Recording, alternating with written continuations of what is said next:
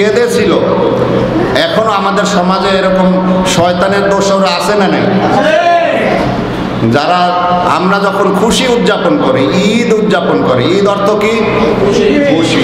আমরা কি বলে? ঈদে মিলাদুন নবী, নবীর আগমনের খুশি। আপনারা খুশি না বেজার? সবাই খুশি?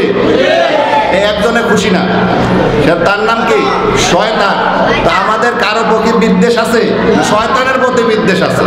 এখন যদি কেউ শয়তানের অনুসরণে খুশি না হয়, তার প্রতিও আমাদের বিদ্বেষ আছে।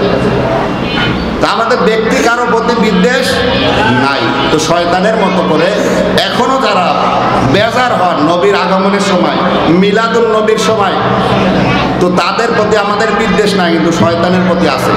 কি বলেন?